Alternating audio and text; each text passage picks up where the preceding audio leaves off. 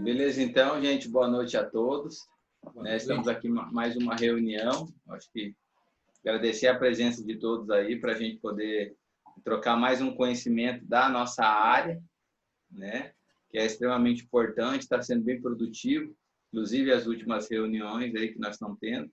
Seguindo a proposta aí para cada encontro, a gente trabalhar um artigo, né? O artigo passado eu falei um pouco da metodologia lá do Gobet, Campitelli, né? Agora a gente tem, agora o professor Orlando vai falar um pouco sobre o xadrez pedagógico como suporte na nova aprendizagem escolares para o sucesso acadêmico, um artigo da sua composição aí, e a gente tem a honra aí de ouvir o professor Orlando falar um pouco aí do seu trabalho. Orlando, está com a palavra. Ok, boa noite, pessoal. Eu vou criar um pouquinho de polêmica, mas aqui a gente está entre amigos, não tem problema nenhum. Divergir é bom, o contraditório é fundamental. É isso que faz crescer as pessoas, né? Quando a gente escuta, vê a tese, a antítese formando novas sínteses, o pensamento dialético é o que eu acredito. Então, eu vou iniciar o processo aqui, mostrando aqui, fazer uma transmissão de tela aqui.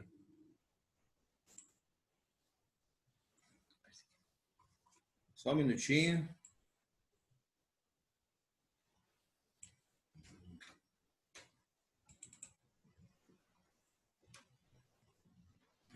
Não consegui tirar nem isso da frente. Está abrindo aqui a tela, pessoal, só um minuto.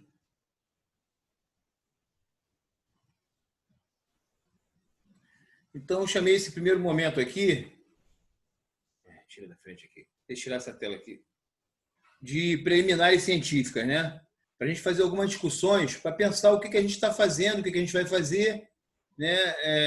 Diante dessa pretensão de estar desenvolvendo trabalhos futuros científicos, artigos científicos, se engajar no mestrado, no doutorado, etc., que são as nossas ambições aqui, das pessoas que estão nesse grupo, né? Ou se não, pelo menos fazer trabalhos científicos que possam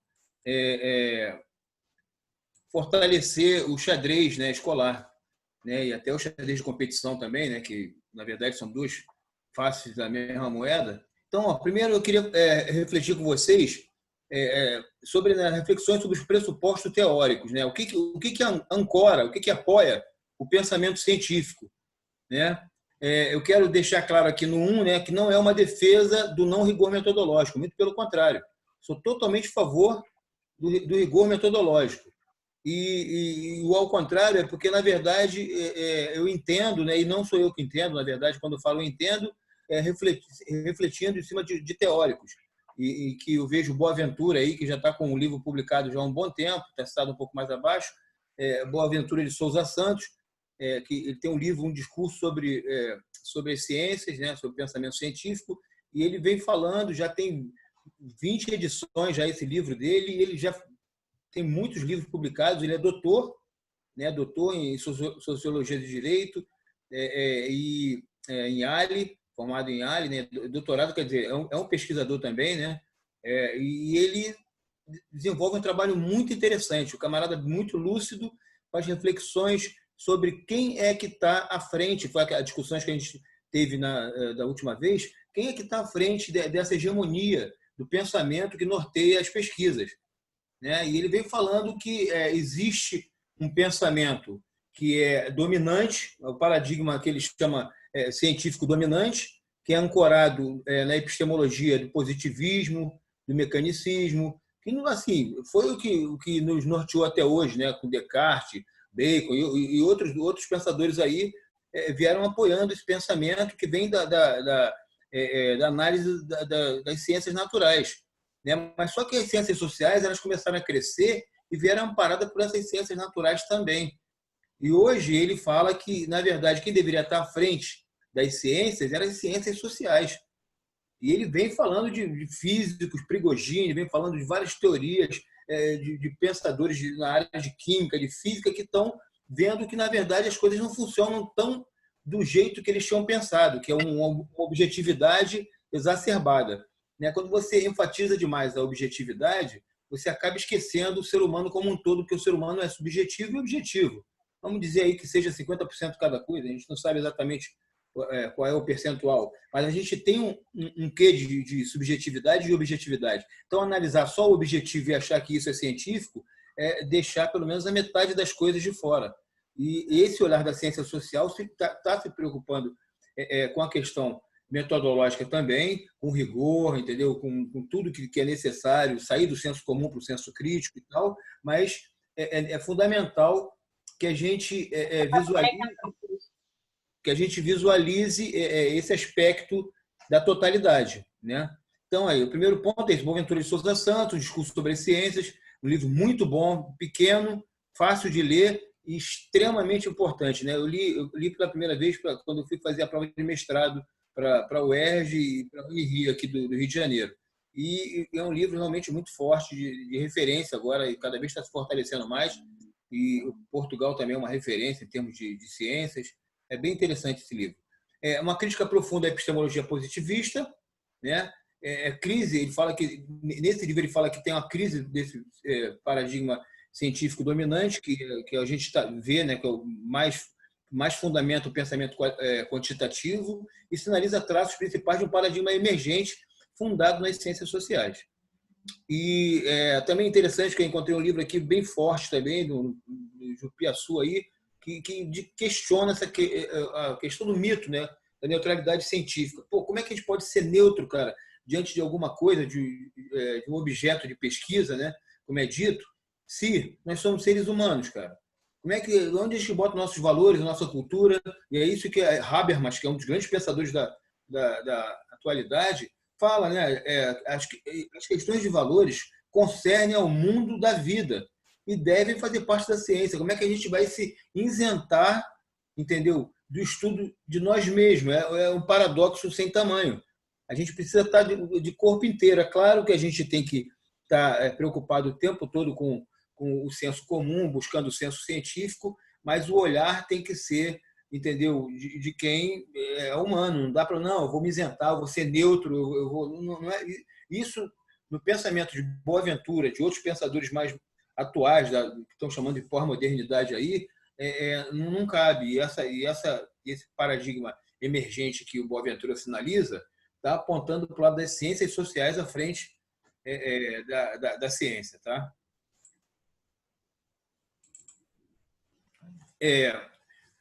A gente, às vezes, fica procurando suporte teórico, né, em metodologias de pesquisas que envolvem testagem, às vezes muito caras até, né? E a gente tem aqui, ó, é isso que eu venho colocar, porque eu usei também na minha monografia, né?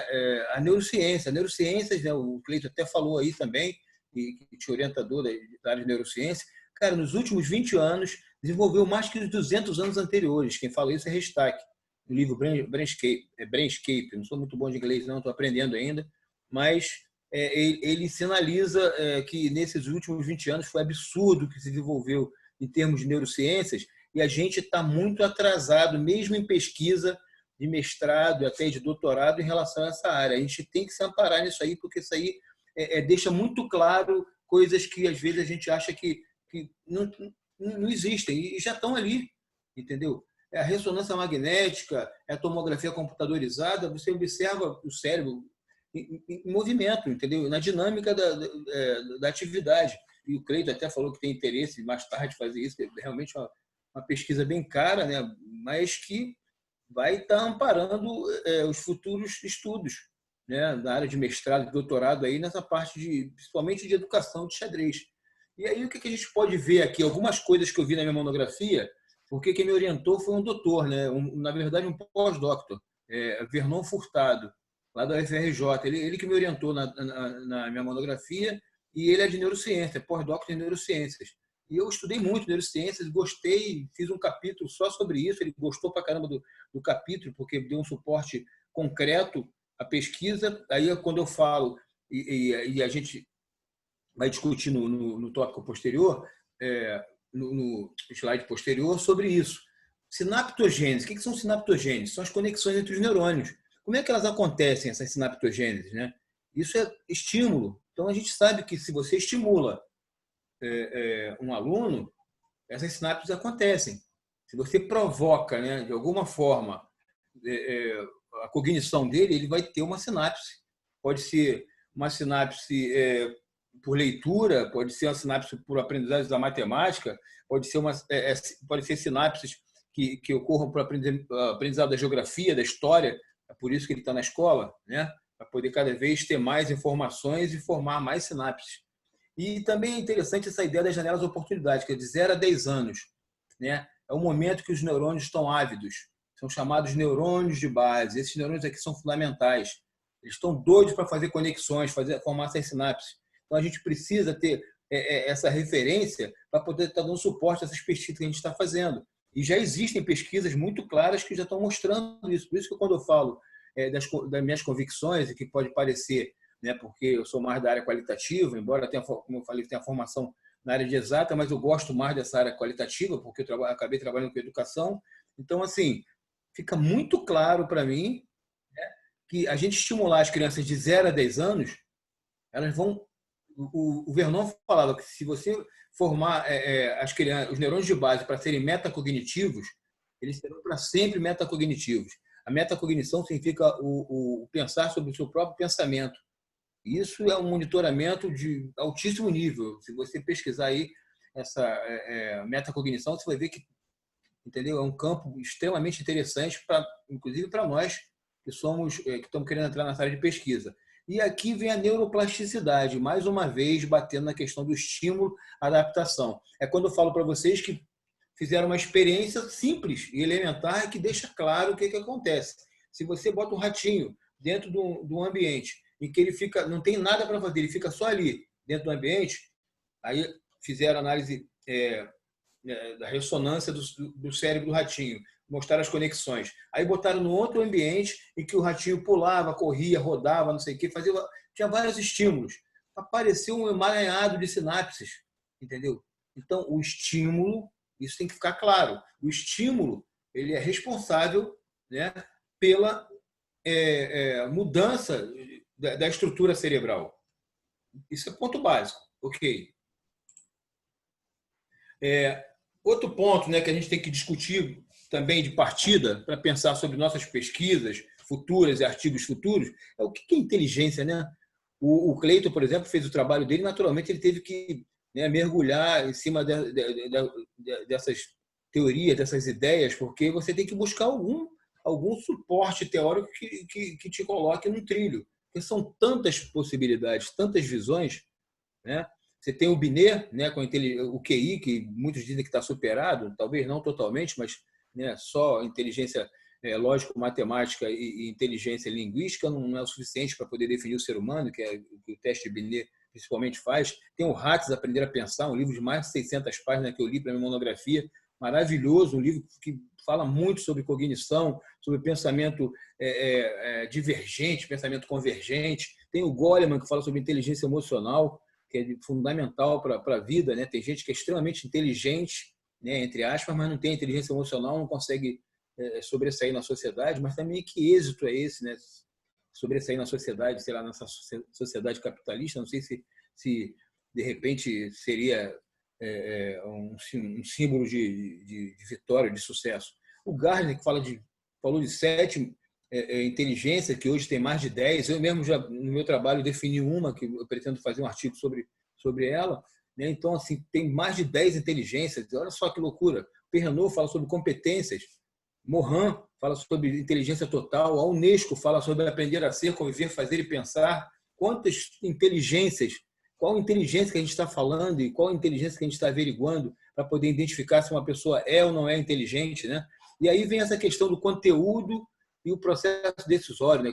O conteúdo seria o HD, a memória, e o processo decisório que está relacionado ao processador, né? Fazendo uma analogia ainda bem vulgar aí com o computador, porque a gente sabe que o nosso cérebro não é um computador, é uma coisa diferente, né? Talvez mais sofisticada em alguns aspectos, né? Porque você tem sinapses para poder estar mudando sinaptogênese e o hardware é fixo, né? As ligações ali eletrônicas são fixas e nós podemos mudar através de estímulos, mas como é que funciona essa relação conteúdo e processo decisório? Como é que se avalia essa cognição? Se só jogar informação, Não, se você só joga informação, você forma um camarada que decorou um monte de coisa, né? Você tem que construir esse conhecimento, ele precisa entender o que ele tá aprendendo. E isso tem tudo a ver com xadrez, né? Se você só deposita informações, eu sempre fui um defensor assim, acirrado dessa ideia de construção do conhecimento no xadrez.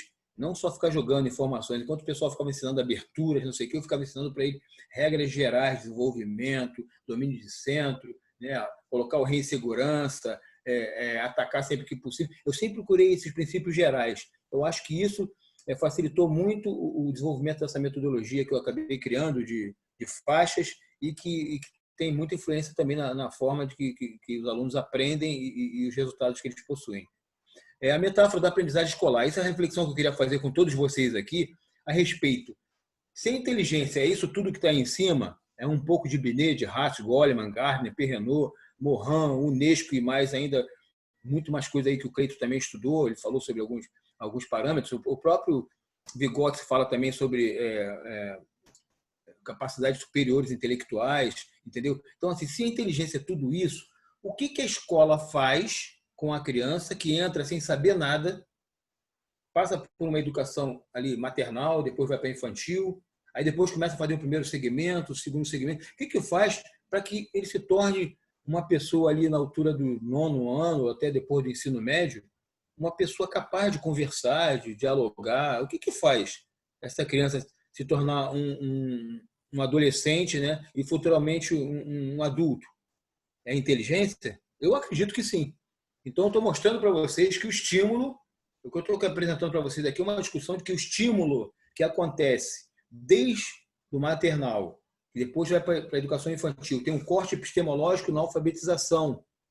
Tá? A criança tem a leitura do mundo, que o Paulo Freire fala, tem a leitura do mundo, mas quando ela pega a leitura da palavra, aí Vygotsky tem um livro fortíssimo, Linguagem e Pensamento, inteligência e linguagem, desculpa. Inteligência e linguagem. A linguagem está intimamente ligada à inteligência, porque você começa a colocar informações no seu HD. Você começa a colocar palavras. Das palavras você coloca frases. Das frases você provoca redações e, entendeu? Discursos complexos. E aí você vai se tornando cada vez mais senhor, dependendo da forma que se constrói esse conhecimento, desses elementos que vão fazer você operar da melhor forma possível na sua linguagem, no seu processo decisório, na sua vida, né? Então, o que eu estou querendo buscar aqui é uma relação de que na escola é que se desenvolve a inteligência é desenvolvida através de estímulos, geografia, o saber historicamente acumulado, geografia, história, matemática, português, jogos, desporto, xadrez, entendeu? Então, tudo isso desenvolve a inteligência. Tá? E agora falo para vocês que eu já tinha dito da última vez e volto a falar, porque isso está na minha monografia também e está no meu artigo, é indissociável da qualidade da mediação do professor.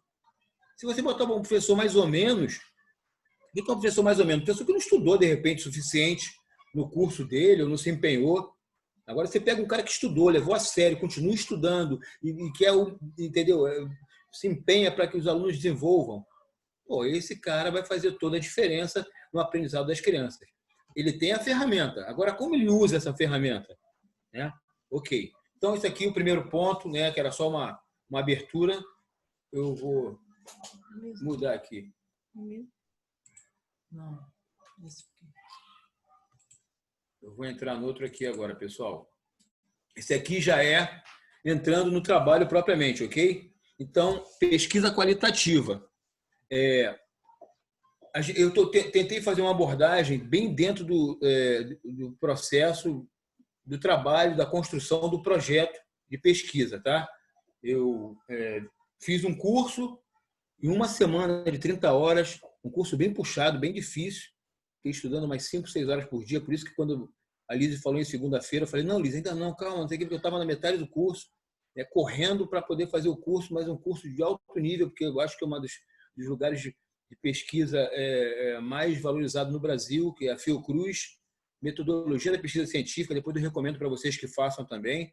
Né? Eu tive um aproveitamento de 96%, quer dizer, eu me dediquei bastante, fiz 3 avaliações e foi muito bom, porque eu acabei estudando sobre revendo tudo que eu tinha visto muito lá atrás e que precisava saber de novo. Aí está lendo outras coisas aí, não consegui acabar de tudo que eu estava querendo ler, porque eu queria ler tudo, o mundo inteiro. Não deu, é claro, né? Então, pouco tempo. Mas, pelo menos, eu li o máximo que eu pude. E aí vem aqui, na pesquisa qualitativa, vou falar propriamente do que foi o meu trabalho.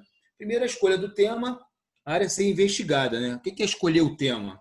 É você identificar o que você quer investigar. Eu queria investigar o xadrez educacional, que é onde eu comecei a trabalhar e me empenhar nesses últimos 40 anos aí de xadrez, entendeu? Na minha prática, né, como professor de educação física, acabei me envolvendo muito, criando projetos, abrindo escolinhas, tudo quanto é lugar que eu passava, tudo enfiava xadrez, né? Eu fiz a minha monografia sobre xadrez, eu botei xadrez na alfabetização, botei xadrez como treinamento de equipe numa escola, depois botei na outra. Então, assim, a minha vida toda foi xadrez, né? Porque eu gosto muito e eu sei que tem um potencial incrível e, por isso, eu desenvolvi, eu pensei em trabalhar o xadrez educacional. Qual o problema a ser abordado? O xadrez ferramenta, não um xadrez qualquer. Isso é fundamental que fique claro. Não é só ensinar a criança a jogar xadrez, né? O xadrez ferramenta, e esse vai ser, assim, foi o que foi construído no trabalho aqui, desenvolve competências no educando? Essa é a primeira pergunta. Não um xadrez qualquer. O xadrez já desenvolve, tá? Eu falo até que o xadrez convencional tem pesquisas que mostram, e talvez sejam essas pesquisas, muitas pesquisas dessas que até o Cleiton apresentou, né, que é o xadrez muito convencional. O xadrez ferramenta está sendo constituído ainda. Nós estamos constituindo aqui também, discutindo. Então, assim, desenvolve muitas competências. Desenvolve competências do educando, é uma questão. Qual tipo de xadrez? Aí entra a questão do xadrez ferramenta pedagógica, né?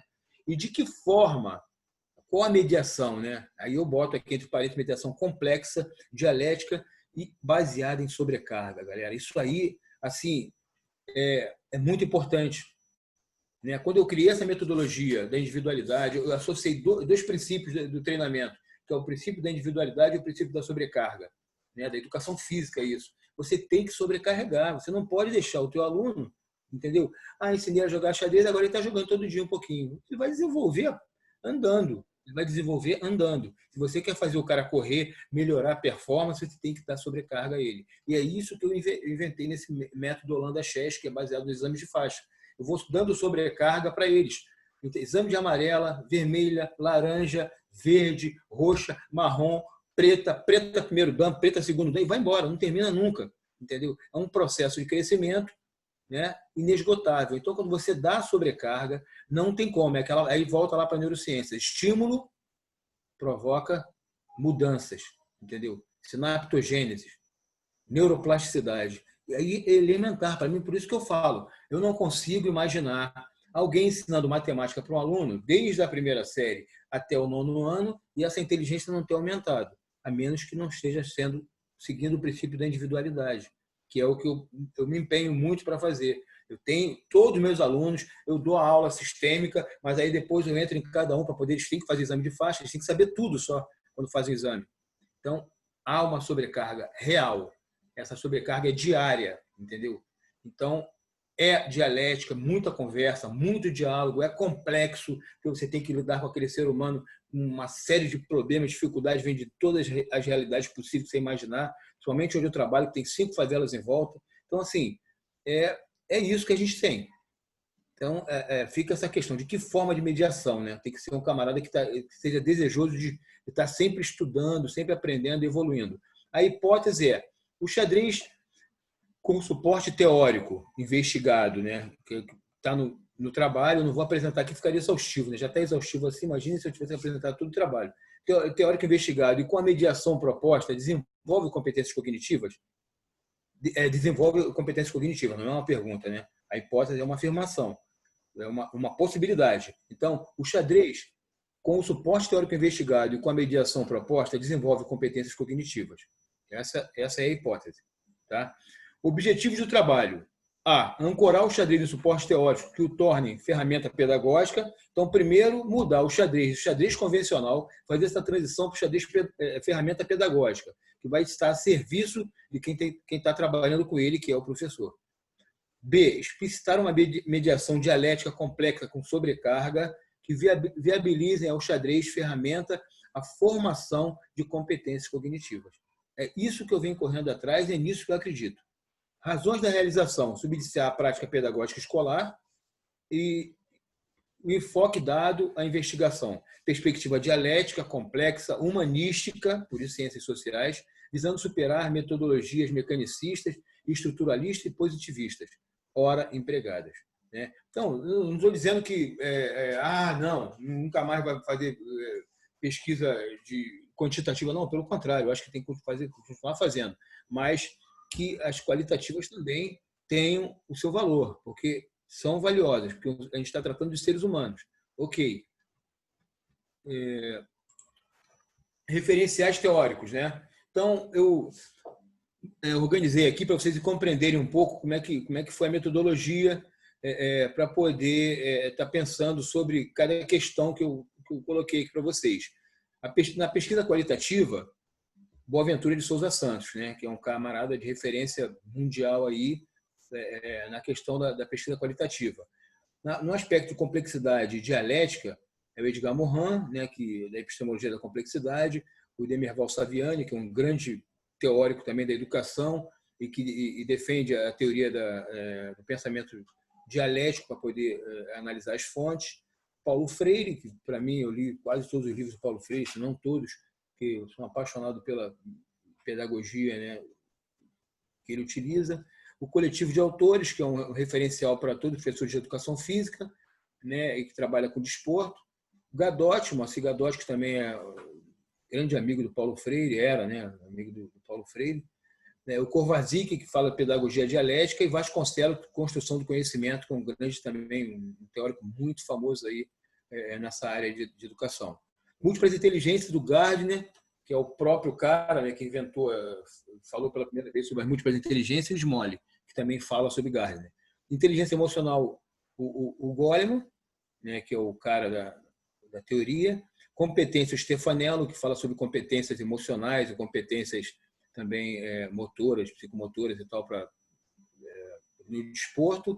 A pedagogia e neurociências, Fonseca, Taricano, Greenfield, Kendall, Hatch e Restack, são neurocientistas, a maioria deles trabalham na área de neurociências.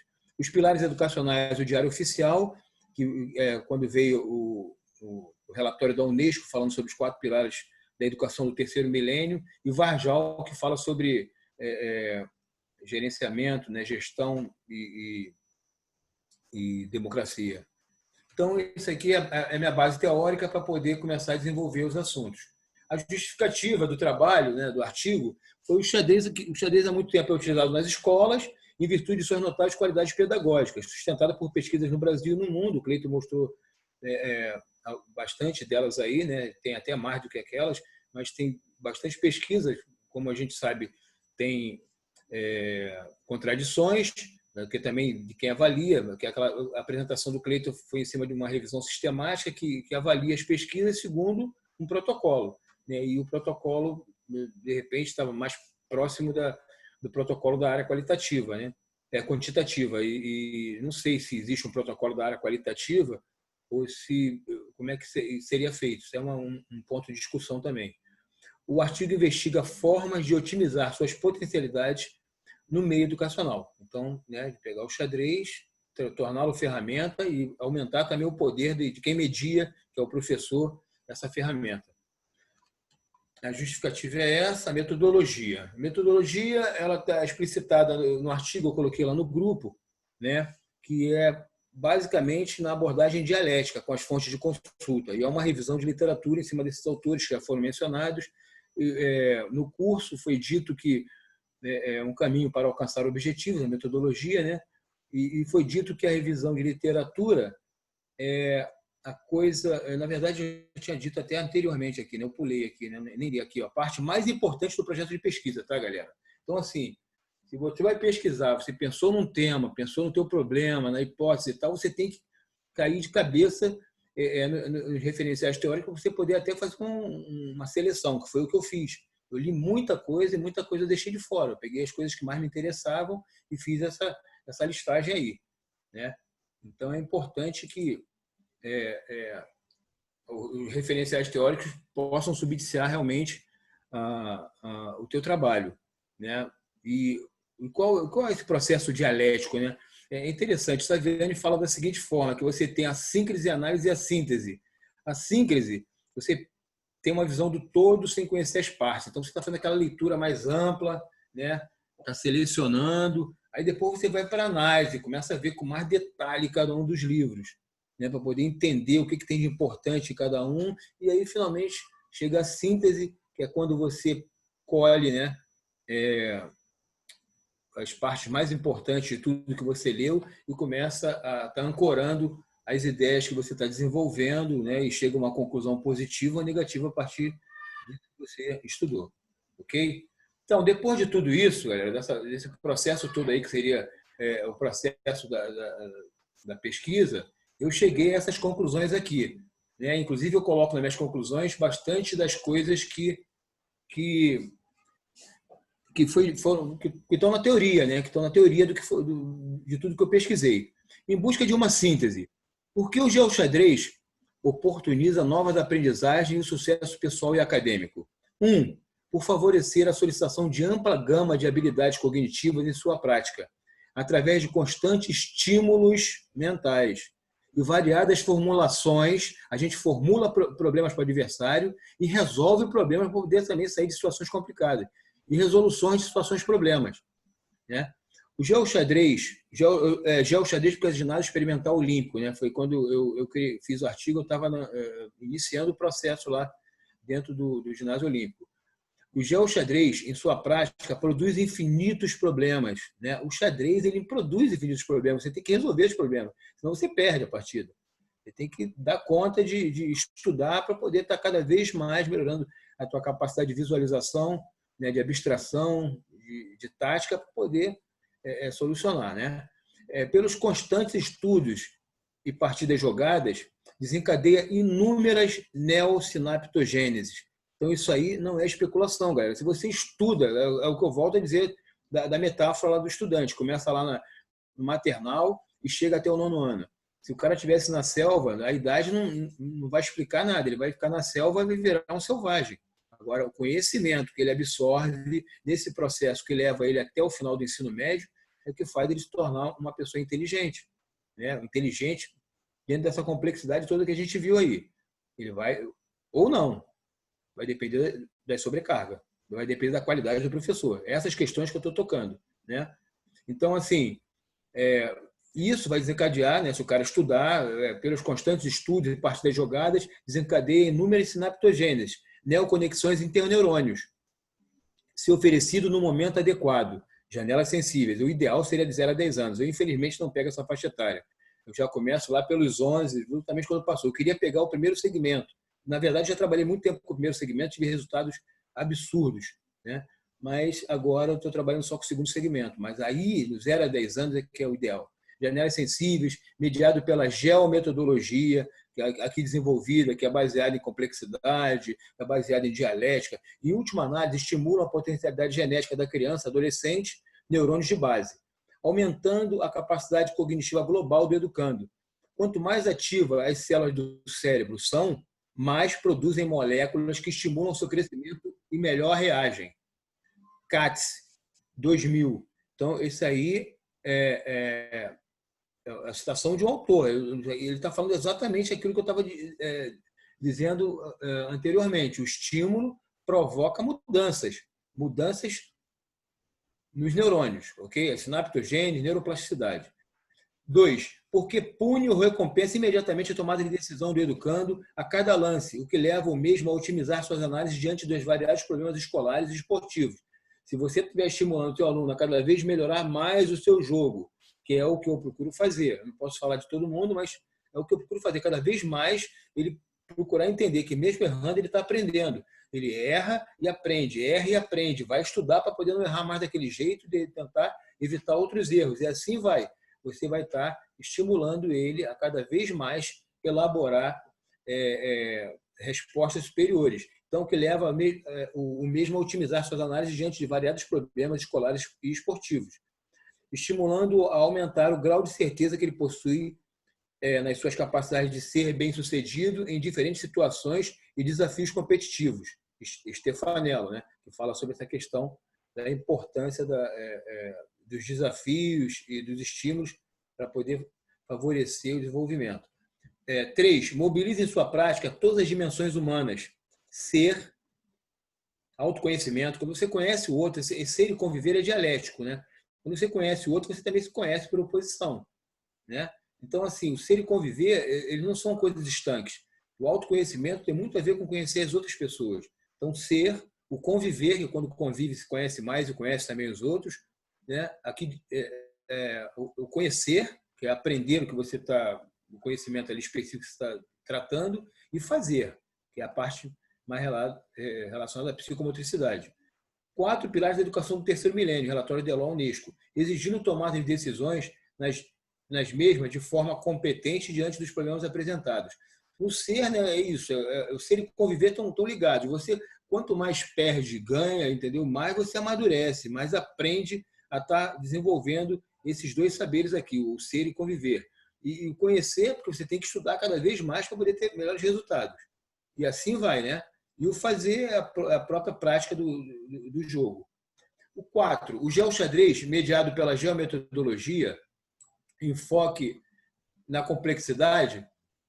Desculpa aqui que eu subi muito aqui. Tá. O geoxadrez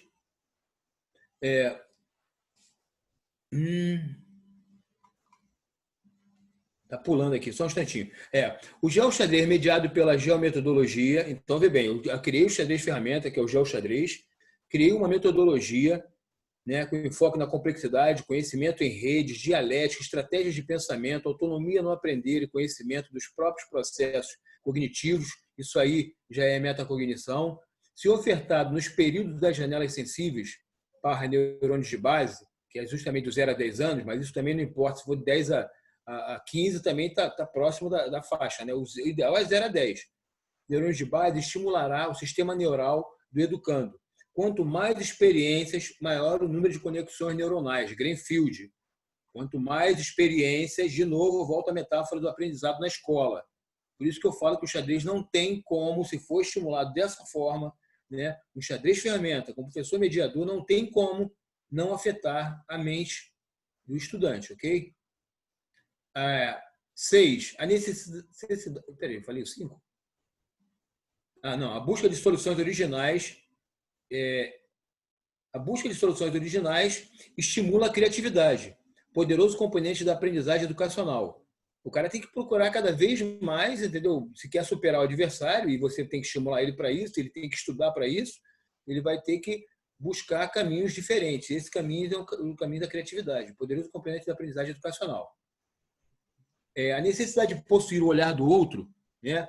Você, quando eu falo sempre isso para os meus alunos, quando você está analisando uma posição, você não pode pensar só no teu jogo, você tem que pensar no jogo do adversário. Quais são as intenções dele? E quando você começa a se colocar no lugar do outro para poder tentar analisar as intenções dele, você está exercitando esse elemento fundamental aí na busca incessante de descobrir suas intenções e planos, desenvolve a empatia. Esse elemento é o elemento mais importante da inteligência emocional, segundo Goleman. Capacidade de sentir e colocar-se no lugar do outro. Um dos componentes mais importantes da inteligência emocional em termos relacionais. Comprovadamente, Goleman, 1995, página 109, dedica um capítulo sobre a temática. Um capítulo inteiro só falando sobre empatia. Desenvolver a empatia é uma das formas mais incríveis de você desenvolver uma inteligência do ser humano, que é a inteligência das relações. Aprender a compreender os outros, né? Entender a perspectiva do outro. Ok. O capítulo é eficiente na realização pessoal profissional. 7. A geometodologia utilizada em sua aprendizagem está vinculada à visão sistêmica, global, complexa e dialética da realidade, intimamente interligada, conectada com todas as aprendizagens no curso da vida. Todo conhecimento científico visa constituir-se em senso comum. Isso aí é papo de santos, tá? Isso aí também é uma crítica à ciência do jeito que é praticada hoje, em que, né, só os doutores ficam sabendo dela e o povão não usufrui. E isso aí o Boaventura fala no livro dele, né? Ele cita que lá atrás um pensador, que agora não me vem à memória, um pensador critica isso, né? Pô, o que adianta fazer o conhecimento de altíssimo nível? E ele até fala, né, que ele tinha um carro há 20 anos, mas a maioria das pessoas que viviam em volta dele não tinham carro. Entendeu? Então, o que adianta a ciência evoluir e não for uma evolução para todos, né? Tem uma questão humana por trás de tudo isso. Por isso que, mais uma vez, eu volto à questão das ciências sociais, né? As ciências sociais, elas realmente deveriam, no meu pensar e no pensar do Boaventura, deveriam nortear o caminho do pensamento científico. Tá? 8. O educador possui fundamental importância na aplicação e mediação do geoxadrez. Já tinha falado da outra vez e volto a tocar nesse ponto. O educador é fundamental na mediação do xadrez ferramenta. Geometodologia. Por provocar situações, problemas que envolvam o ser. Ele não pode ficar só na técnica do xadrez. Ele tem que fazer a criança cada vez se conhecer mais, conviver, respeitar, resolver conflitos através do diálogo, o fazer, que é o próprio jogo, a psicomotricidade, e conhecer cada vez mais o xadrez. Abertura, meio, final, tática, plano, estratégia, tudo. Do educando, desafiando a reagir a níveis cada vez mais elaborados, sobrecarga, a reagir a níveis cada vez mais elaborados em sua rotina pedagógica. Se ficar na mesmice, as sinapses param, né? A plasticidade neuronal fica estagnada. 9. A disciplina escrita nos torneios, partidas de xadrez, compromisso com horários, obediência às regras dos jogos, competições, estudos prévios, autônomos e mediados, comportamento durante as partidas, contribui para uma disciplina maior, basilar para toda a vida. Então, às vezes as pessoas não têm noção do quão importante é isso aqui que foi colocado. A disciplina inscrita nos torneios, o cara tem que ser disciplinado, tem que se comportar bem. A partida de xadrez ele tem que se comportar também, né? Os compromissos, tem que chegar na hora, tem que chegar com o uniforme, tem que obedecer às regras, né? Etc. As competições, estudos prévios, o cara tem que estudar para poder competir, né? Autônomos imediatos, o comportamento durante as partidas contribui para uma disciplina maior que vai servir para toda a vida do estudante. Então, essas competições têm a maior importância, ok? A disciplina... Tá, 10. Estou terminando, tá, pessoal? Desculpa a demora. Em suma, podemos afirmar, após as reflexões levantadas no presente artigo, que o geoxadrez, que é o xadrez ferramenta, mediado pela geometodologia apresentada, desenvolve competências cognitivas básicas como memória. Quanto mais estuda, mais a memória aumenta, mais informações no HD. A atenção, ninguém tem dúvida disso, né? Que a criança tem que estar prestando atenção ali no momento que a gente está, né, tudo é mil links, pula de um lado para o outro, os alunos cada vez menos atenção, o xadrez fixa a atenção da criança, raciocínio lógico e abstrato, a inteligência emocional, né? Lidar com a frustração, com as dificuldades, com a derrota, metacognição, que é gerenciar o seu próprio pensar, isso aí é um caminho a ser percorrido também, tomada de decisão, tem que tomar decisão toda hora, capacidade de resolver problemas, é o tempo todo o xadrez fazendo isso, sociabilidade, né, que é as interações nos torneios, as interações em sala de aula, as formas que também o professor possibilita de atividades, né, cada vez mais e mais promove a riqueza das relações. Psicomotricidade fina, autoconhecimento, pensamento antecipatório, hábitos de estudo, habilidades tecnológicas digitais que terão importância vital em suas competências de aprendizagem escolar. Vida cidadã e performance esportiva, por toda a vida. Tá? Morin, em 2001, em sua teoria da complexidade, afirma que um ser humano deve estar apto a lidar com o inesperado, incertezas e a desordem na educação do futuro. Na educação do futuro. Então, cara, o que a gente pode pensar mais inesperado, mais incerto, mais louco, né, do que uma partida de xadrez que é tão complexa, né? Eu imagino que a partida de xadrez é um laboratório da complexidade, da epistemologia da complexidade. A complexidade é a essência do jogo de xadrez, a sustentação de sua dinâmica. Concretamente, afirmamos que o xadrez é o jogo mais eficiente para o exercício da complexidade. Introduzir a criança no mundo do xadrez é capacitá-la para a sintonia com as bases do pensamento complexo. Aí, citação de Morin, o verdadeiro pensamento é o que olha de frente e enfrenta a desordem e a incerteza. Xadrez só é desordem e incerteza. E quanto mais estuda, mais você se aproxima da ordem e da certeza. Galera, então, assim, era isso. Eu vou fechar aqui a tela.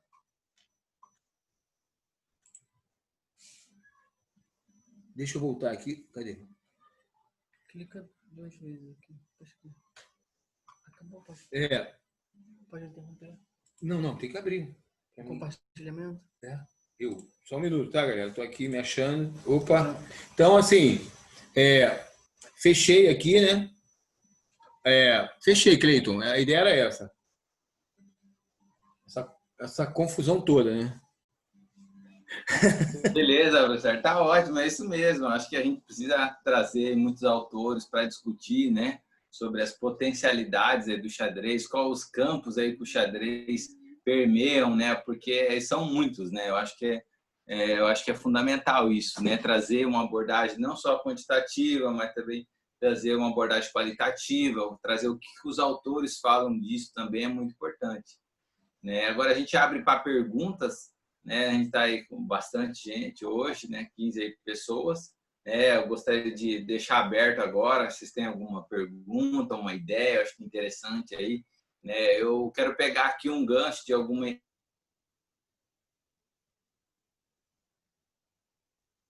necessidade do jogo e o nível de estímulo, né? Porque eu fiz porque assim, o meu grupo controle 1, tem um grupo controle 2 e ele não teve nenhum estímulo. O grupo controle 1, eu fiz um grupo de jogos, que ele participou do jogo de dama, ele fez batalha naval, nós tivemos o jogo também de dama, batalha naval. Aí a proposta também era incluir o Go, né? E então nós tivemos 4 jogos e nós não colocamos o Go, né? Depois de uma análise específica que a gente analisou cada jogo, a gente viu o nível de complexidade dele. Por exemplo, a dama tem um nível de complexidade, né? Um nível de possibilidades, né? A batalha naval também. Então, assim, a gente percebeu no frigir dos ovos aí, como se diz, que quanto maior a complexidade, obviamente, seria o maior estímulo, né? E por conta assim de algumas questões, o Go, que ser a última modalidade que é ser trabalhada, a gente não conseguiu. Mas matematicamente, os demais jogos, a gente conseguiu fazer com a ajuda aí de um amigo meu matemático, né, aqui do Mato Grosso, a gente conseguiu analisar o nível de possibilidades, né, dos jogos. Então, assim, a gente percebeu que, por o xadrez ser um jogo que demanda uma possibilidade muito grande, né, de análise do sujeito, a gente acredita que maior é o estímulo, né, para que a criança, o adolescente, quem pratica, né, acaba se desenvolvendo. Então, isso é uma coisa que eu também, né, consegui identificar e é bem relevante. E na prática a gente vê realmente, né, que quanto maior o jogo, maior o estímulo, com certeza vai ser maior o desenvolvimento cognitivo, né? Isso foi um ponto que eu também, né, observei e coloquei na minha dissertação também, né? Agora abro também para os demais membros aí que gostariam de falar sobre um ponto aí que achou relevante da apresentação. A Lise?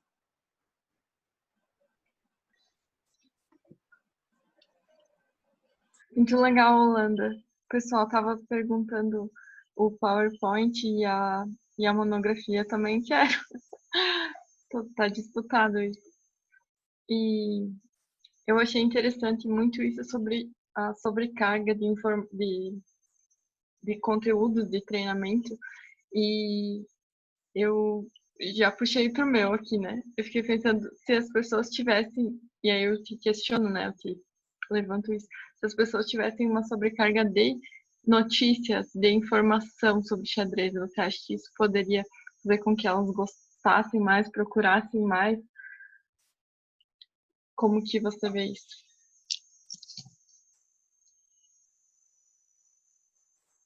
Acho que não abriu o microfone. A do Holanda tá aberta. Pô, desculpa, Eu estava falando aqui pensando que estava aberto o microfone, alguém fechou o microfone, mas tudo bem. Assim, Lise, a gente vive no país do futebol, né? Você vê que, pô, né, joga futebol em qualquer lugar. Joga futebol, um cantinho ali, tá batendo bola ali, por lá, por lá. Xadrez, cara, sabe? Se tivesse um mínimo, né, de apoio, de divulgação, eu imagino que, sabe, ia espalhar. Olha o que está acontecendo nesse período da pandemia, né? Assim, eu costumo falar que é o jogo que mais expandiu, que mais se multiplicou nesse período aí por causa da internet, né? O pessoal também sem ter o que fazer e acaba entrando, um ensina o outro. Eu acho que assim, as principais pessoas que trabalham com xadrez que eu conheço aí, o Evandro Barbosa tem, né, um canal dele lá e trabalha, o Crico, o Gerson Pérez, o Rafael Leitão, eles estão assim, ó, estão bombando, estão cheios de alunos. Então, se a gente tivesse como divulgar, tivesse uma mídia, por que a gente não tem uma mídia aqui para poder estar divulgando, entendeu? Você vê a diferença do Paraná, você vê, o Paraná, a gente conversando aqui com o Paulo, a dificuldade de estar divulgando, de botar em prática, né, um projeto lei que foi aprovado. Você imagina aqui no Rio de Janeiro. Rio de Janeiro, cara, aqui, ó, xadrez, sabe? Tá as traças, ninguém liga. Tem os clubes que quase fechou o clube ano passado, que o presidente abandonou, e aí só ficou um cara lá que era diretor, aí acabou que depois acabaram formando uma nova diretoria. Ou seja, a gente vive assim, entendeu? Aos trancos e barrancos. Eu acredito que se tivesse uma mídia responsável para estar divulgando o xadrez, né, o xadrez chegaria de uma forma muito mais efetiva nas escolas. Mas eu também acredito que a gente precisa formar pessoas capazes, como eu falei na mediação aí, pessoas capazes para poder estar oferecendo uma pedagogia dialética, complexa, entendeu? De sobrecarga, para essas crianças poderem evoluir. E aí ia mudar, a gente ia virar o país. Eu preferia que. Não, também não seria tão radical, mas se fosse do xadrez e do futebol, eu já ficava feliz. Os dois juntos, mas ser só do futebol é muito triste, porque acaba só envolvendo mais os pés do que o cérebro, né? E a gente é um todo, né? Acho que tinha que ter as duas coisas. Legal, obrigada. E você comentou também do Mohan, né? E também o quanto o que ele fala se aplica nos treinamentos, porque ele fala que eu não posso só olhar o todo e nem só olhar cada uma das partes. Preciso não olhar cada uma das partes, mas olhar o todo também, né? E aí, como Exato. você falou, também se aplica aos treinamentos, que muitas vezes o aluno fica muito focado no só quero aprender abertura, só quero aprender tal coisa. Perfeito, Liz. Você pegou. E aí eu relaciono o pensamento do Mohan para mim, quando eu falei isso, que eu estava fazendo uma matéria, uma disciplina isolada do mestrado, aí eu conversando com a professora de física, ela não entendeu. Eu falei que Mohan, para mim, e dialética tem tudo a ver. Você tem que estudar dialética. Eu estudei muito dialética, eu estudo dialética, eu gosto da dialética, da Dott, Paulo Freire, esse próprio cara Carvalho, tem um nome estranho aí, pedagogia dialética. Tem tudo a ver isso aí, essa coisa o próprio Demirval Saviani fala, né, do síncrese, análise e síntese, que é essa coisa de conhecer o todo sem conhecer as partes, depois conhecer as partes e depois conhecer o todo de novo já conhecendo as partes. Porque a Gestalt fala o seguinte, que o todo é muito mais do que a soma das partes. Entendeu? É complexo isso. H2O, olha só, a molécula da água, hidrogênio, oxigênio, né? O que tem o hidrogênio e o oxigênio? Se você for estudar, vou estudar a água, as partes da água. Aí estudo hidrogênio e oxigênio. O que hidrogênio e oxigênio tem a ver com água? Entendeu? Não tem nada a ver. Hidrogênio é um gás. Oxigênio também nada a ver com a água. Então, as partes... A Gestalt fala assim, o todo é mais que a soma das partes. E as partes... E possui características que as partes não possuem. Então, é preciso isso, a complexidade. Você tem que estudar a parte todo a parte todo. Ficar nessa visão dialética o tempo todo. E isso o professor tem que dominar. Para poder ensinar o xadrez na sala, ele tem que ensinar abertura, meio e final. Final, abertura e meio. Meio, final, abertura. Tem que ficar nesse ping-pong dialético. Senão, ele não oferece... Inclusive no tabuleiro, por exemplo. Né? Eu, quando ensino mate de rei e dama, às vezes o cara só ensina uma lateral, Lise. Só ensina uma lateral do tabuleiro e acha que o cara vai saber na outra lateral e na outra e na outra. Cara, você tem que fazer o cara dar mate em todas as laterais, entendeu? e tem que botar posições diferenciadas. Ele tem que sair do complexo. Por isso que eu falo que o Mohan fala ali, né? Tem que estar diante da incerteza, da dúvida. E, cara, o que eu faço? Qual é o algoritmo que eu vou ter que fazer aqui? Ele tem que ser um produtor de algoritmo, tem que ter um processo decisório que ele consiga definir algoritmos que façam com que ele resolva aquele problema. E o xadrez oportuniza isso se o professor estiver em cima e auxiliando esse processo, entendeu? Então, assim, eu acredito mesmo, né, nessa questão. Eu não botei o Mohan porque o Mohan é epistemologia da complexidade, porque eu acredito mesmo que a complexidade, o xadrez é a complexidade, a vida é a complexidade, né? Como o Mohan coloca, e a gente tem que estar pronto para isso.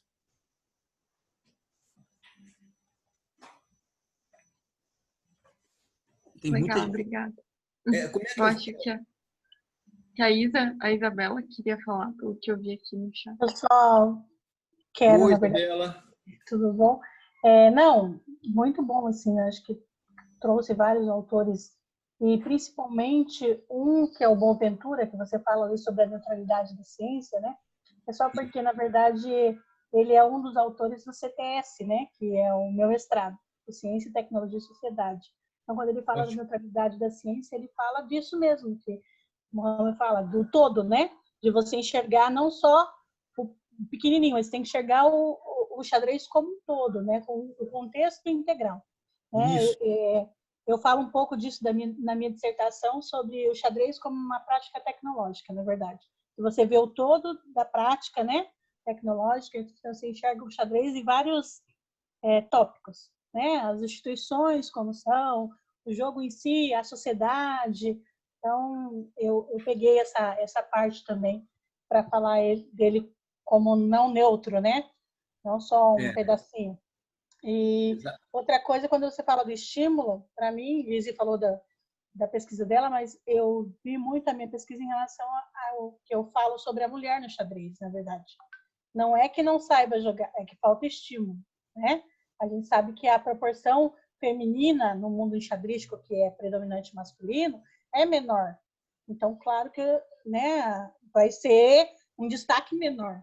Mas se tivesse um estímulo maior, poderia ter um destaque, né, igual, variável, não precisa ser mais. Eu acho que a gente, enquanto mulher, a gente não tem que querer ser mais que o homem. A gente tem que querer a metade, né? A gente tem que ser 50%. A parte que cabe no latifúndio, né? Não, é verdade, você falou uma coisa fundamental. Olha só, eu, por exemplo, trabalho num colégio, como eu disse, eu queria começar no primeiro ano, no primeiro segmento, primeiro ao quinto ano, porque eu trabalho com os pequenos. A janela das oportunidades de neurociência, né? De 0 a 10 anos, aquela faixa que os neurônios de base estão ávidos para fazer conexão. Eu mostro assim para eles, ó, é muito mais do que meus dedos. Eles estão querendo conectar mesmo, então a informação vai entrando, você vai ficando cada vez mais capaz. Eu trabalho com o sexto ano. As meninas chegam lá, os meninos chegam lá, eu dou o mesmo estímulo. Eu só consegui formar 2 faixas pretas, meninas.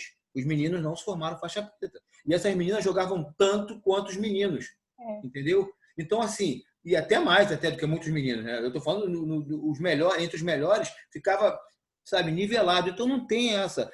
Eu tento falar, e eu venho falando sempre isso, é que a gente tem que estimular que as meninas, as mulheres, participem do xadrez, porque o ambiente do xadrez é homofóbico, né? O clube de xadrez fica aqueles caras lá, né? Aqueles, tudo, sabe, fechadão. Eu fico tentando levar minhas meninas, a mãe não deixa. Pô, só tem homem lá, não sei o quê, entendeu? É complicado. Então, já tem esse ambiente homofóbico. Se você não estimular, pelo menos nos torneios de xadrez que elas participem, e aí? Então, eu boto minhas meninas direto para jogar, elas jogam direto com os meninos jogam direto com menino e menino o tempo todo, estimulo, elas jogam junto nos torneios, mas eu falo na federação, porque a federação quer fazer o absoluto. É isso que eu não concordo, quer fazer o absoluto. Né? As meninas precisam ser estimuladas para poder, porque são inteligências equivalentes. Não tem mais inteligente, menos inteligente, mas elas precisam ser estimuladas. Não adianta você botar para competir com os meninos que estão treinando o tempo todo lá no clube, não sei o quê, e as meninas jogarem, perderem e depois não querem mais jogar. Isso que não é legal. Por isso que eu falo, a FIDE, ela diz absoluto e feminino. Se a menina quiser jogar no absoluto, vai. Se não quiser, joga no feminino, porque ela não, entendeu? Está aprendendo, desenvolvendo o xadrez dela. Isso é a minha opinião, né? Para poder estimular a entrada de cada vez mais mulheres no jogo de xadrez.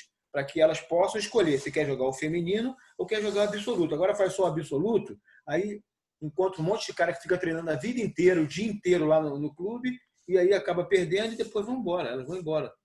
Então, é uma decisão, na verdade, complicada, né? Mas eu vejo assim, que a faixa etária escolar, que é o ambiente que eu trabalho, né? É a faixa etária que tem mais meninas, né? Eu fiz uma análise dos torneios checkmate, então, porque quando elas se interessam, realmente elas se dedicam muito mais do que as meninas. E se destacam. Mas essa menina que eu estou te falando, essas duas faixas pretas, a Maria Eduarda e a Maria Eduarda e com a outra, a Giovana Teixeira, elas estão nas melhores escolas do Rio de Janeiro, passaram por fizeram bolsão, são garotas inteligentíssimas, têm um futuro brilhante pela frente e moravam em comunidade, mas se tornaram meninas inteligentes. Eu acredito que o xadrez teve uma função decisiva na forma dela ver o mundo, dela agir, os resultados. E é interessante que a Maria Eduarda foi tendo bons resultados desde o início. A Giovana não. A Giovana teve dificuldade, mas ela não desistia. Ela tomava pancada, chorava, para estudar, mas chegou à faixa preta. Aí, meu irmão, agora está jogando muito. Todas as duas jogam muito, entendeu? Então, assim, é bem legal você ver o xadrez ferramenta modificando a vida de uma adolescente, né? E as meninas, eu falo para você, joga mano a mano com os meninos. Eu não vejo diferença nenhuma. Eu acredito, sabe, Orlando, que a gente tem que trabalhar muito em relação à escola, porque é lá que a gente vai formar as futuras, né, campeãs aí, porque se a gente estimular as crianças desde pequeno, é igual o futebol que vocês estavam falando. O futebol é desde pequeno, então o menino já ganha a bola com 1 ano de idade, né? Então, se a gente estimular as crianças, tentar convencer o que é difícil, né? Que é importante, principalmente na parte dos gestores, eles acham que... Eu sei porque a gente luta, eu luto por isso também aqui em Paranaguá. Então, assim, essa parte de estimular desde a base, desde o primeiro ano, desde o pré ali, é uma base boa para que a gente consiga, né? E que tenha continuidade, porque no meu município eu tenho a dificuldade da continuidade. Então, chega até o 5º ano, eles têm xadrez comigo e depois acabou. Pois é, isso não é legal. Eu sou um camarada que comecei eu moro na Ilha do Governador, no Rio de Janeiro. Na Ilha do Governador, eu implantei o xadrez na alfabetização. Fui o primeiro cara a botar em alfabetização o xadrez, né? E aí eles começavam ali da base. Quando chegavam no 4º ano, no 5º ano, já estavam ganhando garotos do ensino médio, porque os outros não tinham xadrez, estudavam sozinhos. Meus alunos de 4º, 5º ano já jogavam, menino e menina, jogavam, sabe, assim, feroz, porque sobrecarga. Mas tem que ter a sobrecarga. Hoje é X, amanhã é X mais 1, depois X mais 2, X mais 3. Se ficar, não, deixa eu jogar só e tal, elas realmente, eles e elas não vão desenvolver. Então, tem que ter esse comprometimento com a sobrecarga para poder afetar realmente de forma decisiva a inteligência. Entendi, obrigada. Pergunta aqui no chat. Nilson Moura pergunta: você já desistiu de algum aluno? Pergunto porque já vi vários alunos, já cheguei na casa de alguns para conversar com os responsáveis devido à carência financeira e cultural. Olha, vou falar. Quem perguntou? Sabe, Paulo? Professor Nilson Moura.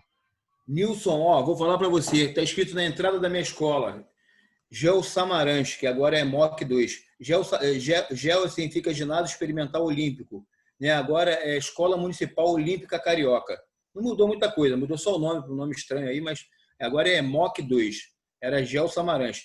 Está escrito bem na entrada, lá em cima. A gente aqui não desiste de ninguém. A gente tem uma escola no meio de 5 comunidades, entendeu? Comunidades vulneráveis. A maioria gente vindo, sabe, assim, de situações dificílimas.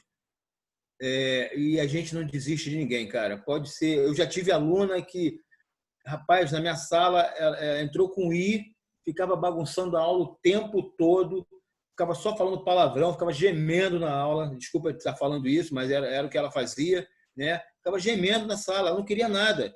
Aí eu cheguei um dia em cima dela e falei, cara, o que é isso? Como é que é essa coisa de você não querer aprender? Aí eu me aproximei dela, aí dei um livrinho de xadrez para ela, aí fui chegando devagarinho, daqui a pouco a menina foi desenvolvendo, crescendo, ela foi para R, depois foi para B, depois foi para MB e depois virou a campeã do intercolegial. Eu tenho o maior orgulho disso, entendeu? Então, assim, a gente não desiste de ninguém. A gente não ensina xadrez só para campeões. Na verdade, a gente ensina xadrez para formar campeões. E campeões são todos os seres humanos. São todas as crianças que estão aprendendo. Então, assim, não tem desistência, cara. Pelo contrário. O mais fraco vai aprender tanto quanto o mais forte, entendeu? O mais forte talvez acelere mais o desenvolvimento, mas todos vão ter direito de aprender. Porque é para isso que serve a escola. Para que todos aprendam. Carlos perguntou aqui, como acontecem as formações para professores das séries iniciais para a introdução do jogo de xadrez na escola? Existe algum projeto na realidade de vocês? Como as secretarias de educação incentivam essa prática? Paulo, a gente está, né, tá nesse processo aí, né, Paulo, aqui na Impex, Sim. Tentando desenvolver, né, como é que você chamou? Um plano, né, Plano de carreira da formação do profissional de ensino, né? Só que a gente não tem as políticas públicas, nem né, pelo MEC ou dentro de uma das prefeituras do estado que introduzam, né, o jogo de xadrez como ferramenta pedagógica. Ainda não existe essa ferramenta, né, essa política pública. É verdade, Paulo. Isso aí seria talvez a coisa mais importante, né, que as políticas públicas incentivassem dentro do município, dentro do estado, o xadrez. Porque aí, sim, a gente ia ver o benefício que o xadrez poderia ocasionar e essa formação. Por exemplo, o que aconteceu agora? Os trancos e barrancos. Não sei exatamente o que aconteceu, mas alguma coisa aconteceu. Porque não é possível que, do nada, eles fizeram uma reunião aqui na Secretaria Municipal, me convidaram, né, já sabem que eu trabalho com xadrez há muito tempo, as lideranças convidaram para fazer um livro de xadrez, que vai ter um projeto aqui no município de xadrez, entendeu? Então, eles estão vendo alguma coisa. Eu acho que não sei se está teve uma movimentação até, né? Aquele cara, o ministro aí que acabou saindo, mas falou que ia fazer falou que ia fazer alguma coisa pelo xadrez. Eu não sei, mas eu acho que tem alguma coisa porque eles se reuniram, nós fizemos um livro, né? Nos reunimos aí várias vezes, fizemos um livro para poder tá fazendo esse trabalho com xadrez em algumas séries ali no contraturno, né? Mas é uma coisa assim, sempre assim, parece que um movimento muito mais político do que preocupado com a educação. Isso que é triste, né? Tinha que ser como você falou, como a gente acredita, um movimento, sabe, em toda a rede municipal, toda a rede estadual, o país se preocupar com o xadrez como uma ferramenta pedagógica extremamente útil para a formação dos indivíduos. Então, assim, a capacitação de professores, a gente tem aqui na Impex, né? O Paulo é o líder aí que organiza, né, esse sistema, e dentro das redes aí, cara, é muito complicado você encontrar. Você realmente não tem lugar para formar. Por isso que a gente está tentando fazer, né, Paulo? Tentar desenvolver, porque não tem uma formação, um xadrez ferramenta, uma mediação, entendeu, pedagógica para poder trabalhar bem o xadrez. As pessoas é jogador de xadrez ou então gosta de xadrez e vão se desenvolvendo. É desse jeito, uma coisa meio... O Paraná, creio que diferente, mas assim, na maioria do Brasil, né, o Paraná ainda teve projetos com Sunier de frente, Wilson Santos. Agora, o Rio de Janeiro tem nada, a gente não tem nada aqui de projeto para formar professores, aí tem um cursinho ali de vez em quando, aí vem o pessoal tudo tecnicista, não tem xadrez ferramenta nenhuma, entendeu? Não tem a visão, a perspectiva educacional do xadrez. Mas o presidente da Confederação Brasileira é dessa cidade? O que está acontecendo? O presidente? Darcy. Mas ele não fica aqui não, Cleiton. Ele é daqui, mas ele não fica aqui não, cara. Ele não está nem aí pro Rio de Janeiro. Eu vi o Darcy uma vez só no Clube Xadrez Guanabara. O cabia ele aqui, cara. Sério. E é complicado também, né? Tu sabe, tu está jogando essa bomba aí. Tá gravando, gente. O Jair pediu a palavra.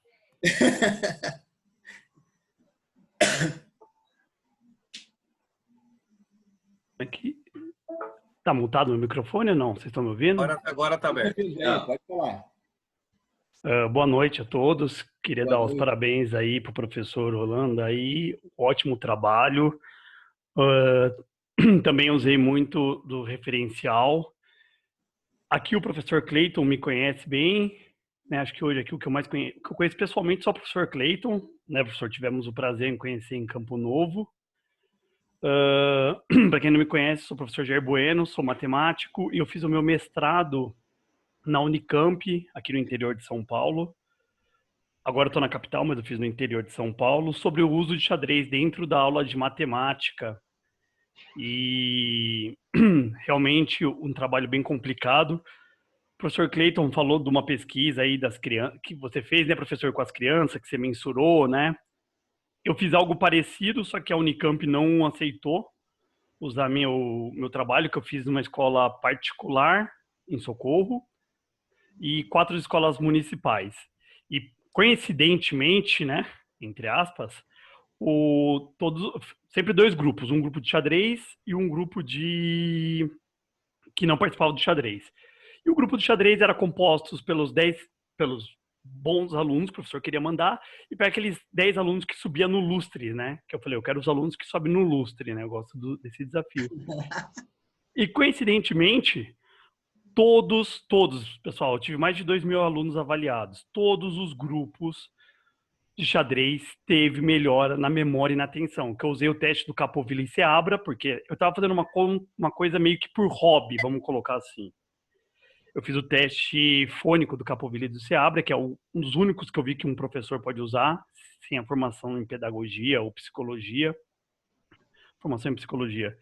Eu achei muito legal. E tive muitos enclaves por aí. A pergunta que eu deixo em aberto aí para todos, vocês acham que é bem dividido o xadrez aqui no Brasil? Como eu falo bem dividido?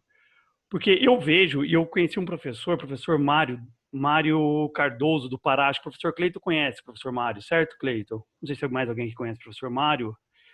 Ele fez um trabalho na rede municipal, eu fui lá, dei palestra lá na faculdade, lá para o pessoal de matemática, que eu trabalho muito com isso. E ele é uma pessoa que eu vejo que consegue discernir bem, mas eu não vejo uma grande separação do xadrez pedagógico, xadrez escolar e o xadrez de rendimento, que era uma coisa que a gente estava falando lá. Por quê? Eu gosto de trabalhar muito com o xadrez pedagógico, mas é o que eu falo, eu trabalho o xadrez para desenvolvimento da memória e da atenção, única e exclusivamente. Eu formo pessoas, eu formo seres humanos, porque geralmente tem pessoas que perguntam, mas quantos campeões você formou? Olha, gente, sinceridade, eu sou da competição, eu sempre gostei da competição, eu adoro a competição, mas para meus alunos eu abomino a competição inicialmente, porque eu vejo que as crianças se assustam muito pela competição. Então eu tento ir mais para essa área. Eu não vejo essa grande divisão hoje aqui. No entanto, que às vezes quando eu vou falar de xadrez pedagógico, eu vou falar do uso da matemática, que daí eu ensino logaritmo, progressão aritmética, geométrica, mas na verdade são introduções para a aula, né? E eu vejo que as pessoas geralmente querem levar muito para o lado de disputa. E eu não vejo que há essa clara diferença. Toda vez que fala de pedagógico, o pessoal quer falar de... Calma aí, vou falar de pedagógico? É pedagógico. Quer dizer, isso é a minha colocação. Pode ser um pouco ignorante da minha parte, mas eu não vejo que tem essa grande divisão. Mas, por exemplo, eu comecei com pedagógico, só com proto-xadrez, acho que o Cleiton conheceu alguns materiais. Eu não trabalho abertura, eu não trabalho final. E eu tenho a minha aluna agora...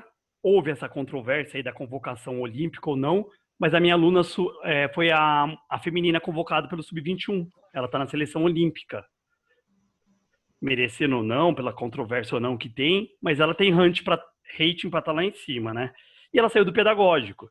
Então, eu queria deixar isso para vocês. Vocês acham que há essa divisão, claramente? Porque eu não consigo ver essa divisão.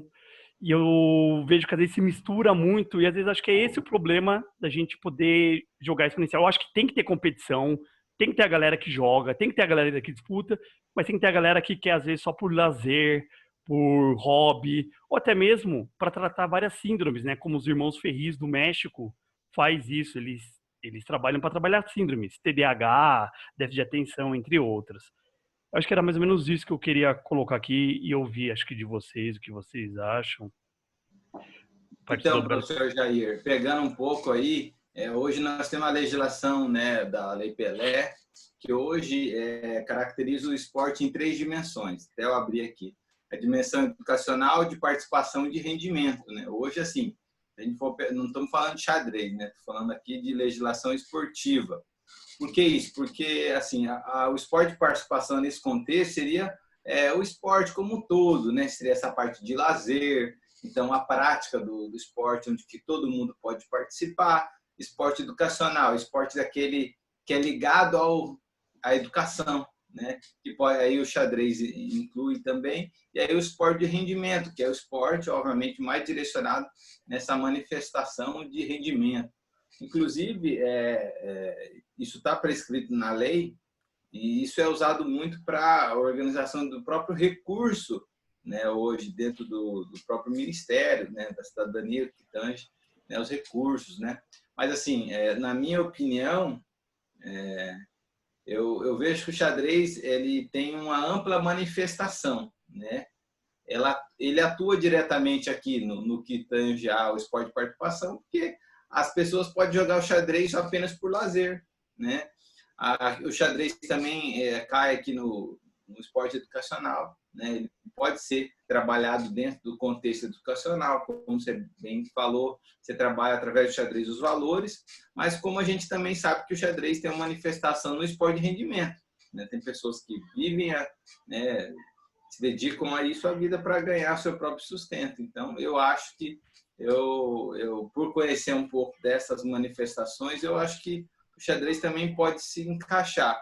Eu acho que talvez na educação hoje, que eu acho que o que está um pouco, né, é essa questão de falar o xadrez educacional, o xadrez escolar e o xadrez pedagógico, né? Eu acho assim que ainda não há um consenso talvez, né, entre os professores, né?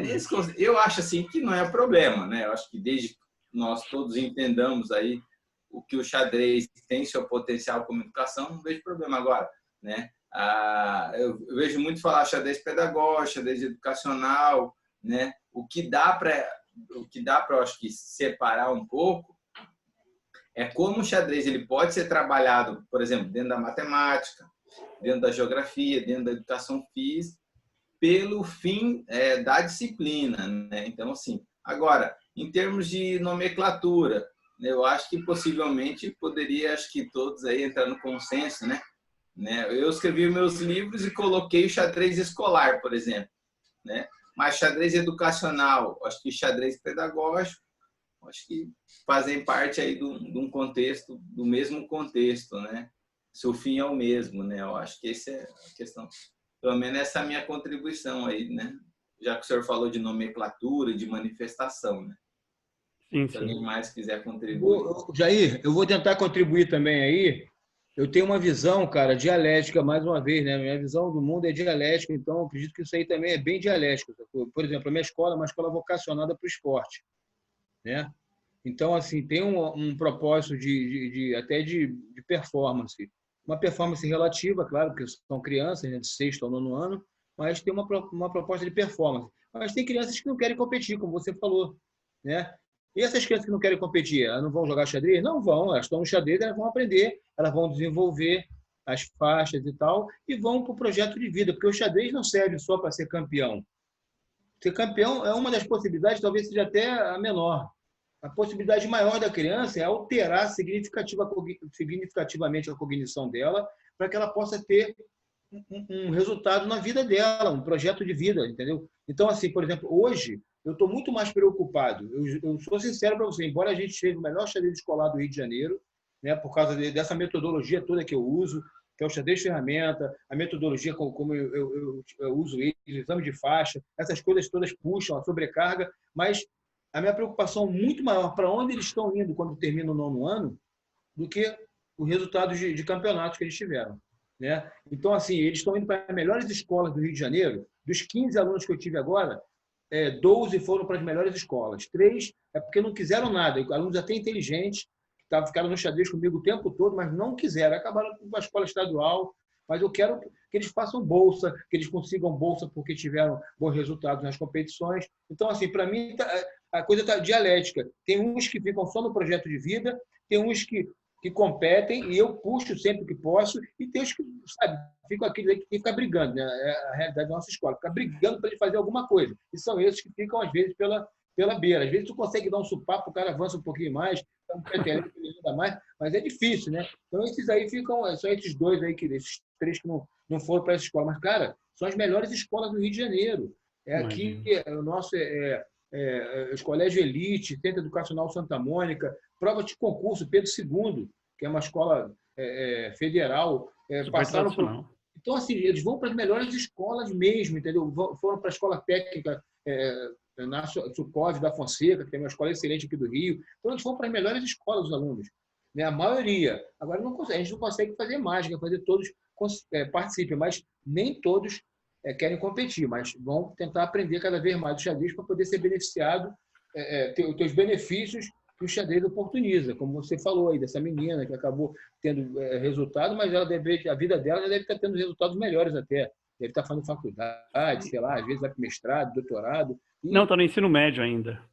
No meu caso, que são crianças que moram nas comunidades, cara, só em estar numa escola de ensino médio top de linha, isso muda completamente a vida dela.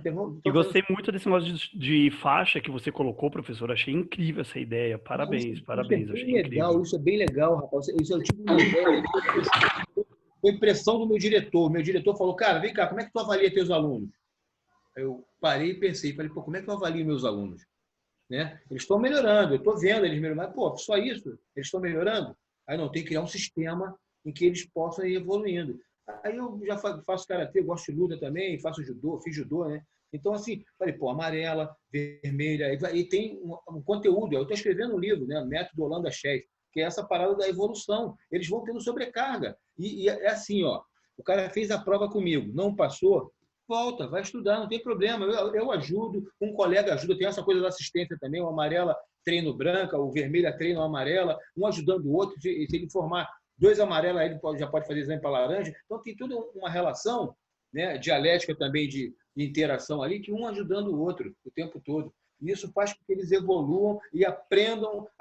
Não, eu sou laranja, eu quero ir para verde. Não, calma aí, cara. O colega ali, ajuda ali, forma aquele cara. Aí ele tem que pensar no outro, entendeu? Então, assim, acaba tendo essa interação. E a gente é uma equipe, eu falo para eles o tempo todo. Não adianta o cara ser faixa preta e o resto é tudo branca. Entendeu? Eu quero que, sabe, a maioria seja verde, aí tá tudo bem, tá ali pelo meio, laranja, verde, a gente tá com uma equipe legal, forte. Vamos jogar um intercolegial, a gente vai ganhar, que é o que a gente faz. A gente é ex-campeão do intercolegial, a gente ganhou 7 vezes os Jogos Escolares da Juventude, já fui mais de 10 vezes para a fase nacional, entendeu? Então, assim, é uma coisa que dá resultado. É uma cobrança, eles sabem lá, eles gostam de mim, eu estou colado com eles, sabem que eu estou preocupado com eles, e a gente está junto. Eu estava até conversando com um aluno que foi o pior aluno que eu já tive, cara. Ele me dava problema em tudo, mas ele hoje me admira, ele está numa escola excelente, o Franco Brasileiro, uma escola maravilhosa aqui do Rio de Janeiro, mas ele, sabe, ele vem, me abraça, pô, professor, você foi muito importante. Eu falei, nós fomos importantes um para o outro, um ajudando o outro, ninguém desistiu de ninguém. Não dava o trabalho, rapaz, o cara só fazia besteira. O diretor queria expulsar ele, o pedagogo queria expulsar ele, a coordenadora, os professores queriam expulsar ele. Eu briguei por ele, porque ele era muito bom no xadrez, sabe? Ele tinha potencialidade. Se fosse para o outro lado, ia virar coisa ruim. Porque o cara inteligente daquele, se fosse para o lado ruim, ia ficar ruim. E ele está bem. Não, vou fazer advocacia, não sei o quê, está se formando agora no ensino médio. Pô, super legal isso, cara. Eu acho que isso aqui realiza o professor, né, cara? Então, assim, essa luta, certeza, né? Mas essa definição aí é bem complexa mesmo. Pô, cara, você está fazendo xadrez comigo, é meu aluno. Pessoal, eu não quero competir, não. Pô, o cara não quer nem tentar. Eu dou uma forçadinha para ver se o cara, às vezes, né? Eu já peguei turma de alunas que ninguém queria jogar bola. Daqui a pouco jogou uma, daqui a pouco 2, 3, daqui a pouco tá todo mundo jogando bola. Pessoal, a gente ama jogar bola. Eu nem gostava de jogar bola, menina. Então, assim, o xadrez também pode acontecer isso, mas você tentou. Uma vez, uma segunda, não, pessoal, não, então tá bom, então vamos estudar, vamos continuar evoluindo, tá bom? Tá bom, aí vai evoluindo, deixa ela desenvolver o cérebro dela lá e correr por outro lado, entendeu? Então, o projeto de vida, né? Esses 2 lados, projeto de vida e tentar melhorar a performance para poder conseguir bolsas e conseguir resultados pela vida fora. É isso aí. Alguém mais? Paulo, Lise? Pessoal, a gente não pode esquecer ainda que tem que escolher aí para a próxima reunião. Alguém se habilita aí a apresentar um artigo na próxima reunião? Ela ficou de apresentar, o Cleito, ela ficou de apresentar a menina, qual é o nome dela? Ela. Qual é o nome dela? A Isabela saiu, mas foi ela que falou? Ela saiu, foi ela. Ela postou até o artigo lá no grupo, falou que queria apresentar. Eu acho que para a próxima... Tá. Ela quer apresentar. Cabeça, vamos conversar com ela, então. Paulinho também tinha falado que ele queria. Ah, é verdade. Vamos conversar, então, com eles em off, aí a gente já lança aí num próximo dia aí. Pode falar, Liz. Não, só ia falar que a gente pensou em fazer talvez a cada 15 dias as reuniões, porque está sendo de 2 horas, para ter um tempo maior para todo mundo se preparar. Exatamente. Como está chegando em torno de 2 horas, acho que dá para fazer a cada 15 dias. Pessoal, mais alguém tem alguma posição aí que gostaria de compartilhar? Mais alguém? Acho, Paulo, se não tiver... Oi. Oi, professor. Eu só queria eu sou sargento da Polícia Militar e ministro aula em uma escola militar, né? Foi falado rapidamente, foi falado aí que o xadrez como esporte e o xadrez como benefício pedagógico, né?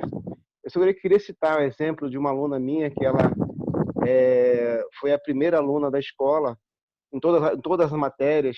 Ela tinha um grau intelectual muito grande mesmo. Tanto é que ela treinou comigo um mês e já foi campeã do município, né? Que ela era um gênio, vamos dizer assim.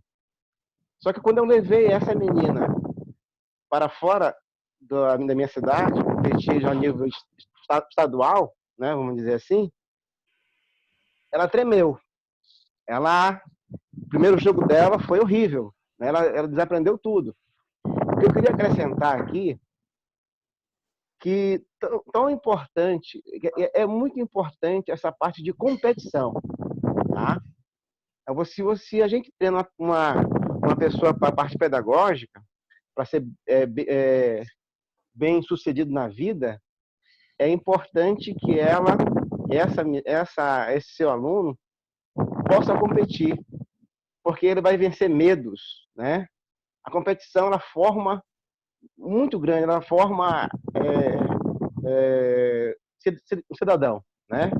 É importante, não sei se eu me fiz entender. Um aluno que compete, um aluno que vai para a competição, ele tem sim uma base muito grande, muito mais daquele que só estuda o xadrez. Obrigado.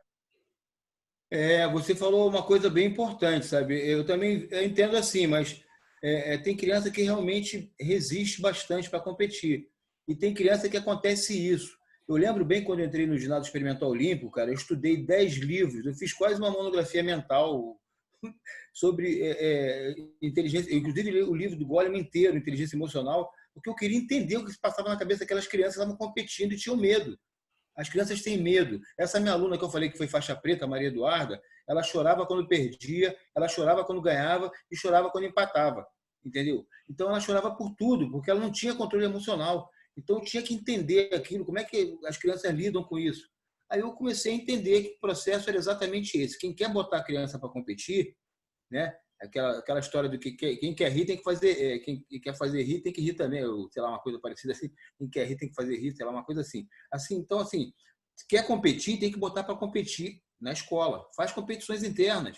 Faz competição uma escola contra escola. Vai trabalhando isso desde cedo para poder a criança não se colocar, porque aí, cara, acaba o jogo, como você falou. Isso aí é chamado obnubilação, o escurecimento do campo perceptual. O cara não consegue pensar.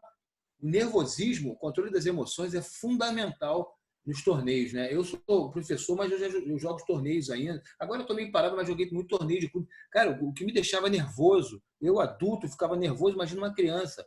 Entendeu? Então escurece tudo. Se você não preparar ela psicologicamente, ela começar a jogar os torneios, jogar partidas mesmo, jogar torneios dentro da escola e com uma escola contra outra, se levar para uma competição, não, ela é fera, vou levar para uma competição lá do brasileiro, você pode realmente ter problemas, porque tem crianças que são mais tranquilas, mas tem crianças e a maioria tem problemas de controle emocional, então tem que ser trabalhado mesmo.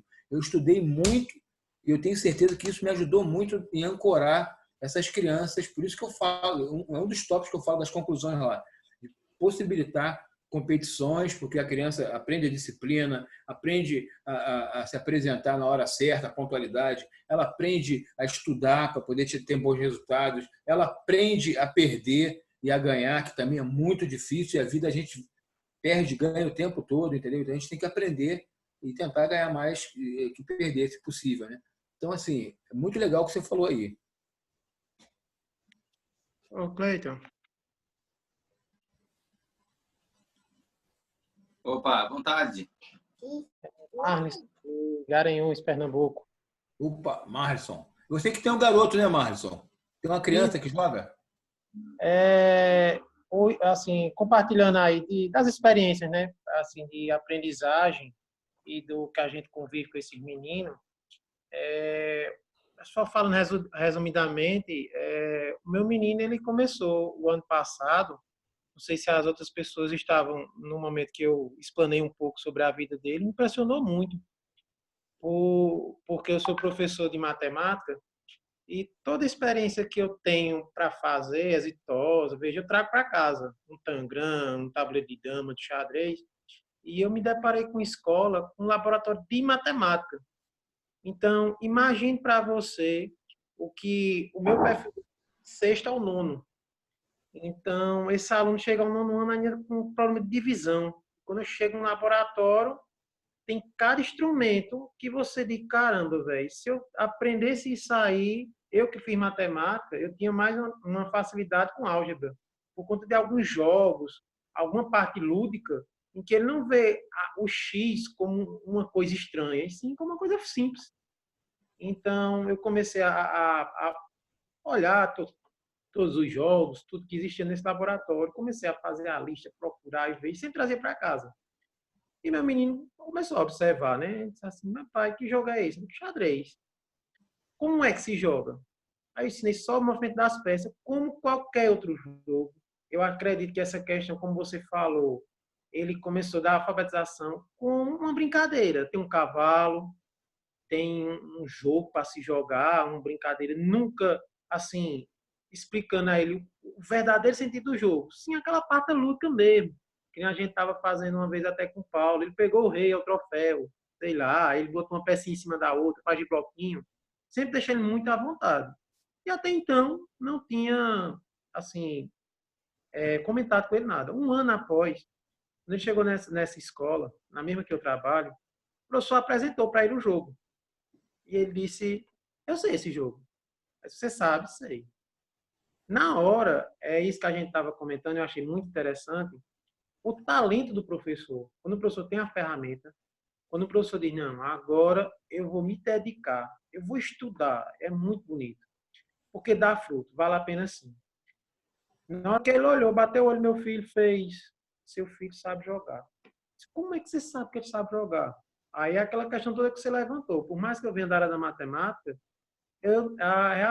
realmente, a questão qualitativa é como ele adquiriu aquele, assim, né, na mente dele, o ambiente, né? E ele disse, eu sei jogar esse jogo. Você quer tentar? Eu disse, quero. Começou tal, o professor bateu o olho nele, você tem talento. Como é que você sabe que a criança com 6 anos de idade tem talento? A postura que ele olhava, o jeito que ele se comportava. Ele aprendeu muito comigo, assim, como pai, não a jogar forçado. Quer jogar? Bora. Agora, você honra a sua decisão. Eu quero jogar. Eu vou jogar até o final. Hoje, eu não quero jogar, pai. Pronto. Eu não quero. Sempre respeitei a decisão dele. E isso me deu muitos frutos. Ele começou com essa decisão de querer jogar. Eu quero jogar. E começou. Com um mês, o professor botou ele e ele começou na estadual aqui, na GRE em Garanhuns, e foi cascado para o Rio Grande do Sul. Até então, um sonho. Pernambuco e Rio Grande do Sul são muitos quilômetros, um gasto enorme. A gente vê todos os empecilhos, vê toda essa questão que não tem um apoio em si, né? Uma bolsa. Assim, não, ele fez, agora tem uma bolsa. Pronto, agora a coisa não é tão bem assim, né? Primeiro a gente precisa ficar muito. Os resultados, infelizmente, só vêm depois. A gente tem que praticar muito. E assim, aí ele começou, né, nessa jornada. Uma família ajudou muito. Outras crianças também se classificaram. A gente conseguiu levar 3 para o Rio Grande do Sul. Ele chegou lá, realmente, o que vocês citaram foi verdade. Na hora que começou a abertura dos jogos, o hino escolar, ele está até aqui, ó. Dá uma olhada aí, Manuel. Aí ele foi, realmente deu uma travada, ele chorou muito, ele ficou desesperado na hora, mas ele olhava muito para mim e dizia assim, pai, faz resenha, brinca comigo, queria se sentir bem. E sempre eu ensinei a ele de ser muito educado, de eu posso jogar com você, eu posso ter uma partida com você, independente da idade da pessoa, independente de sexo. E sempre quando terminar a partida, agradecer a pessoa. Obrigado. Se ganhou, se perdeu. Mas foi um momento lúdico. Isso, assim, fez ele ter mais amigos, conhecer várias pessoas. Com essa parte online, realmente, ele agora está participando de Santa Catarina, não sei o quê, e vejo que é como você disse. Trabalhar primeiro o emocional, o hábito, concordo com todos aí, que realmente ele tem no hábito de ter uma sobrecarga, hoje está mais difícil, ou sei o quê, ele vai se esforçar também. E também respeitar o momento dele. Ele também tem aquele momento que acha que quer desistir, que quer parar, que precisa organizar as ideias, ver se é o que ele quer mesmo para a vida dele. E quando a gente fez isso, comecei a me dedicar mais. Até então, da minha parte de xadrez, era um jogo como qualquer um. Para mim, dama, ludo, só brincava. E eu vi uma potência muito grande no xadrez. E até conversei com outras pessoas, até foi um campeonato que teve no Rio Grande do Sul, participei junto com ele, e me apresentaram a Impex. Eu achei muito fundamentado. Espero que realmente dê certo. Meu menino é uma coisa muito extraordinária. Eu nunca imaginava, com um ano de xadrez, o nível que ele chegou. Ele chegou a ser campeão sub-6 no ano passado no Rio Grande do Sul, no campeonato nacional. Ele está com quantos anos? Ele tem 7 anos agora. Ele está treinando, Paulo, contigo? Não. Eu que comecei assim, a escutar vocês, conheci a Impex, eu estava conversando com o Paulo. Aos pouquinhos, né? A gente tá primeiro naquela parte de namoro, né, Paulo? Só se conhecendo. Então. Que a gente tem que saber. A gente tem que saber dividir, né, essa parte do que foi colocado como pedagógico e do competitivo, né? Então, tá dentro da sala de aula, pensar no desenvolvimento da turma toda e ver de forma educacional, né? Mas como minha linha é bem de treinamento, né, de competição, não sei se está sobrepondo isso nessa parte de treinamento, mas veja que na Impex a gente não colocou nenhum momento de treinamento ainda, né? Tanto que eu tenho o CT online, que eu gostaria que tivesse um departamento na Impex de treinamento, mas hoje na Impex a gente não está falando de treinamento ainda, né? Só estamos falando de capacitação do professor para ele conseguir ter o âmbito, conhecimento do âmbito global do jogo, né, para poder aplicar todas as ferramentas em sala. Mas essa parte de treinamento a gente não chegou lá ainda não. Aí, concluindo minha fala, assim, depois desse contexto todinho, né, a minha história aí com ele, esses frutos aí que eu vi, aí a pergunta seria para o grupo, não sei se você, Paulo, o professor Yolanda aí saberia responder, ou juntos, né, a gente pode chegar a um veredito. Essa questão de como, assim, a escola ganha força. Dizer assim, não, rapaz, ali é a Impex, uma coisa respeitada nacionalmente, não sei se você tinha comentado a questão do secretário, assim, de educação, uma coisa que fosse bem, assim, fidelizada, tá entendendo? Tipo assim, veja o que é que passa, vê se acompanha meu raciocínio. Tipo assim, tem o Senai, o Sebrasc, o CE, tudo com isso, assim, né? Essas ramificações, cada um de um departamento.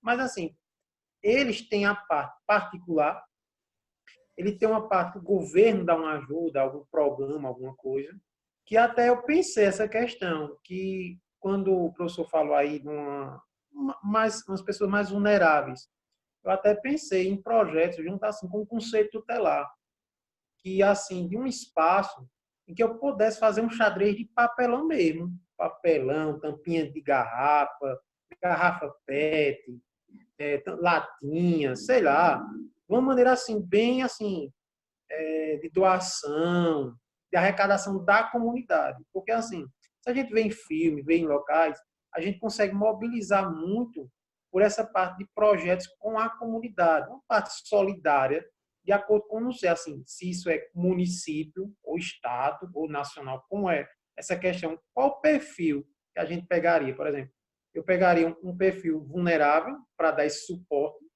ou como você fez, que eu gostei muito dessa ideia, a questão do associado, uma taxazinha, uma coisa para manter. Porque realmente nós precisamos ter alguns fornecedores de material, porque vai fazer um torneio, vai fazer alguma coisa. Então, se você tem o torneio, se você tem o espaço, se você acolhe bem, isso é assim, a gente leva para o resto da vida, porque a experiência que eu fui para o Rio Grande do Sul e conhecer o sul do país, o sotaque, a filosofia de vida das pessoas, isso ajuda muito. E assim, quando a Emanuel quando joga esse campeonato online, se eu tiver o WhatsApp da pessoa, ou se a pessoa também concordar alguma coisa, mandar a foto da outra pessoa que está jogando para ele ver, então, olha, essa criança é assim, eu joguei com a menina, eu joguei com o menino, e esse ele é assim, sei o que, é diferente. E essa interação é muito boa. Então, Paulo, a minha pergunta é essa, assim, junto com a secretaria dessa maneira nacional ou estadual, que público a gente deveria trabalhar e de que forma fazer assim, não? Agora a escola, nesse ambiente, ela está ganhando força. Em que ambiente seria assim? Mais assim, aqui sim, a gente vai ter uma evolução e vai segurar firme aqui, pronto, aqui a gente não abala. Porque o problema é esse.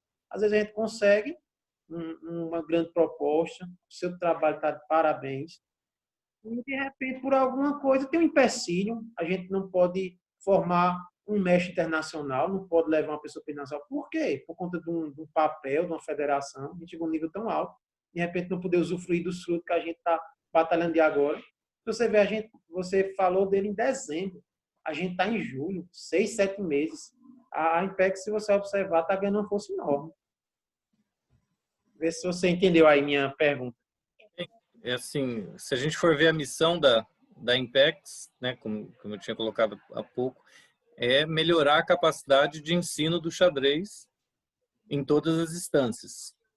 A que tem maior abrangência, em qualquer modalidade, é a que atende idade escolar.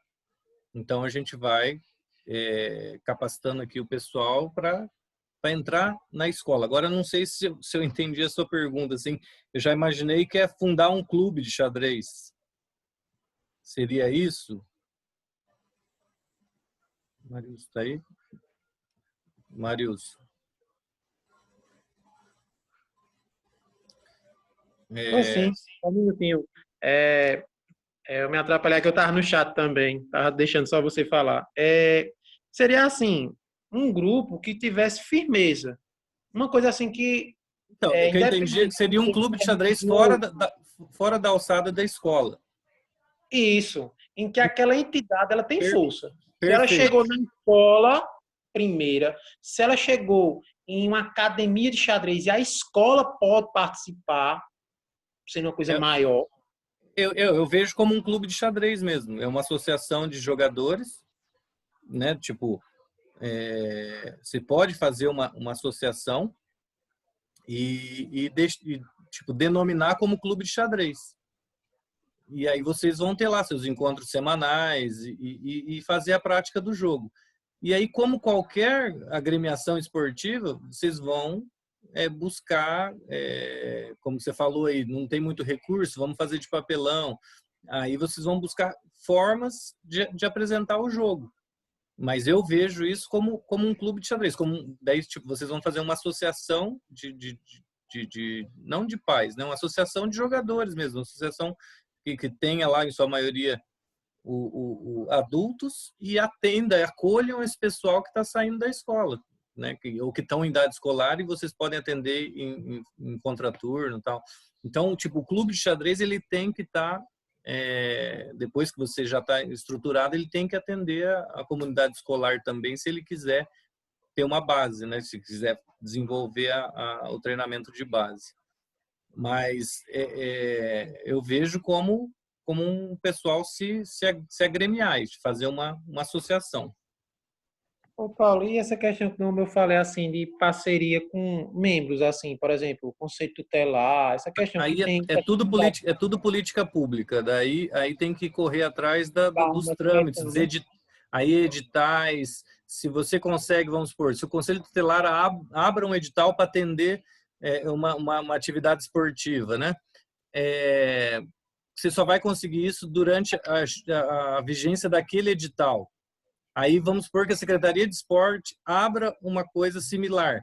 Se você conseguir o atendimento, você só vai conseguir o atendimento na vigência daquele edital, né? Que geralmente é na vigência do ano eleitoral, não, dos 4 anos que o prefeito vai ter. Então, não existe hoje uma forma de você conseguir um apoio permanente. Eu quero um apoio de 30 anos, né? Vamos fazer um convênio. Pedágio os caras fazem, né? Um convênio lá de 30 anos. Mas, assim, que eu vejo para o esporte, ou para assistência social, ou para qualquer outro atendimento que essas entidades que você citou aí atendam, ela não faz um atendimento permanente. Então, você vai conseguindo, é uma luta. Ano após ano, você vai tentando essas parcerias.